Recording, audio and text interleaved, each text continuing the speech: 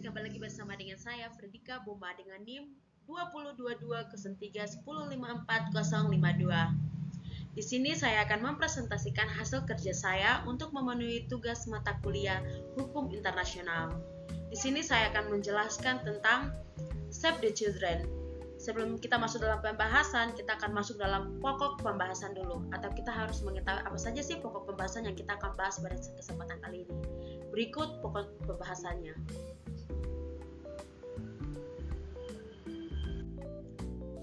Pokok pembahasan kali ini yang akan kita bahas adalah pengertian, sejarah, visi dan misi, fokus bidang, pendanaan, dan kesimpulan.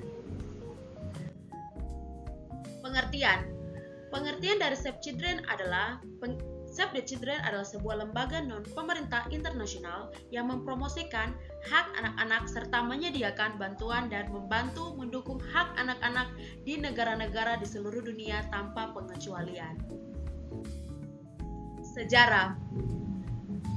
Berikut sejarah berdirinya Save the Children. Seperti yang kita ketahui bahwa Save the Children adalah International Non-Government Organization atau yang biasa kita sebut INGO.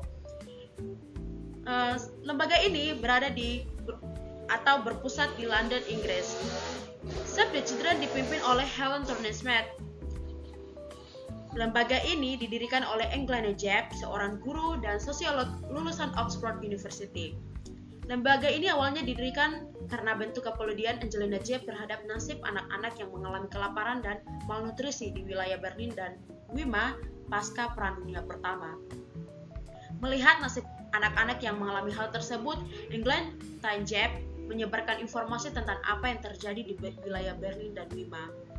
Dan dia membagikan selembaran Trafalgar Square dengan memberikan kritik terhadap pemerintah Inggris saat itu dengan menuliskan pada selebaran tersebut yang bertuliskan tentang "Our blockade has caused this million of children are starting to death."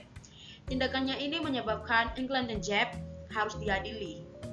Dalam proses persidangan, Angela Najeb berusaha menjelaskan argumennya tentang terabaikannya hak-hak anak-anak selama perang berlangsung. Argumen tersebut dapat diterima oleh hakim, dan hakim tersebut bersedia menjadi pendonor pertama untuk menyelamatkan nyawa anak-anak yang mengalami kelaparan pada saat itu. Setelah bebas, Angela Najeb memutuskan untuk membentuk sebuah organisasi kemanusiaan, di mana yang di dalamnya itu untuk memperjuangkan dan melindungi hak-hak anak. Dan karena kampanye yang dilakukannya dirasa tidak cukup, pada bulan Mei tahun 1919, Save the Children resmi didirikan pada pertemuan publik di London Royal Albert Hall. Save the Children saat ini telah berkembang menjadi organisasi yang tersebar di 120 negara dan memiliki 29 negara anggota, dan termasuk Indonesia kita tercinta. Save the Children telah menyelamatkan ribuan nyawa anak-anak di seluruh dunia, terutama di negara-negara berkembang. Pada tahun 1923, Angela Najeb sebagai founder Save the Children mengubah pandangan dunia terhadap pentingnya hak anak dengan menuliskan Deklarasi Hak Anak untuk pertama kalinya. Deklarasi Hak Anak kemudian diadopsi oleh PBB pada tahun 1989 dan menjadi dasar dari Konvensi Hak Anak atau United Nations Convention of the Right of the Child atau UNCRC.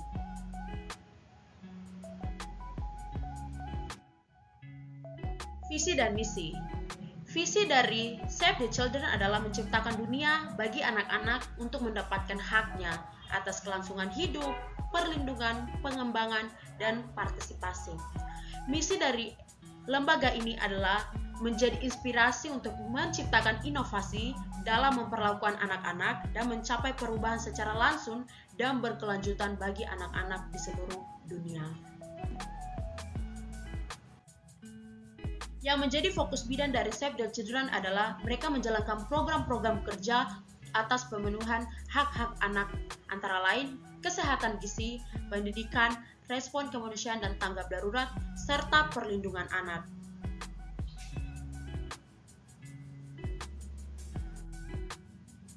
Berikut yang pertama adalah kesehatan gizi. Kesehatan dan gizi merupakan dua hal yang ada kaitannya dengan hak anak. karena setiap anak berhak mendapatkan kesehatan dan juga gizi yang layak untuk mendukung tumbuh kembangnya. Save the Children sebagai organisasi global tentu memperhatikan dan memastikan bahwa anak-anak di seluruh dunia mendapatkan akses kesehatan dan gizi yang memadai. Dalam program ini, Save the Children menggunakan pendekatan berbasis fakta untuk mengatasi kondisi yang mengancam jiwa dan mencegah kematian anak-anak. Setiap tahun, hampir 6 juta anak meninggal karena sesuatu yang bisa dicegah, termasuk 1 juta bayi yang meninggal pada hari kelahirannya. Seperti pada faktanya bahwa menurut data yang didapat 156 juta anak harus berakhir hidupnya sebelum usia 5 tahun, dan 50 juta anak tidak memiliki berat badan yang ideal, serta 42 juta anak mengalami obesitas. Jutaan anak-anak tersiksa dan meninggal karena kurangnya akses kesehatan atau gizi yang mencukupi. Pada faktanya juga, kekurangan nutrisi dan kesehatan yang buruk adalah penyebab 45% dari kematian anak-anak. Oleh karena itu, lembaga Save the Children membuat program kesehatan dan gizi di seluruh anak atau seluruh dunia bagi anak-anak guna menyelamatkan kehidupan anak-anak dan memastikan anak-anak dapat tumbuh dengan sehat. Yang berikut adalah pendidikan. Seperti yang kita ketahui adalah pendidikan adalah hal yang penting bagi setiap anak di seluruh dunia. Menurut data, sebanyak 61 juta anak di seluruh dunia tidak dapat mendapatkan haknya dalam pendidikan. Hal ini diantaranya disebabkan karena kemiskinan, krisis kemanusiaan, dan keadaan darurat atau konflik. Untuk memberikan hal tersebut, Save the Children mendukung dan mempromosikan program belajar di sekolah dan di rumah kepada masyarakat. Selain itu, Save the Children juga mempengaruhi global dan kebijakan nasional untuk meningkatkan akses pendidikan yang berkualitas bagi anak-anak dari prasekolah sampai masa dewasa. Save the Children memberikan pelatihan kepada tenaga kerja atau tenaga pengajar untuk mengajar murid-muridnya melalui praktek belajar mengajar yang efektif. Selain itu, pelatihan juga diberikan kepada orang tua dan pengasuh untuk membantu anak-anak belajar sejak dini sehingga mereka memiliki persiapan sebelum masuk sekolah. Save the Children juga bekerja sama dengan UNICEF untuk mengurus pendidikan untuk anak-anak selama mereka yang berada di keadaan darurat, memastikan bahwa anak-anak yang berada di daerah tersebut yang rentang tidak kehilangan akses pendidikannya. Yang berikutnya adalah respon kemanusiaan dan tanggap darurat. Program ini adalah bentuk sikap responsif dari krisis kemanusiaan dan keadaan darurat yang sedang terjadi dan yang setiap hari terjadi di dunia. Save the Children menyelamatkan banyak nyawa dalam merespon kegiatan atau keadaan darurat kemanusiaan yang disebabkan oleh bencana alam, wabah penyakit, konflik bersenjata, dan migrasi. Keadaan darurat tersebut menjadi rentan bagi anak-anak karena kerap kali menjadi korban dan terkena dampak tersebut, seperti anak-anak direkrut untuk menjadi tentara perang, anak perempuan yang dieksploitasi dan menjadi korban pelecehan, serta kekerasan seksual.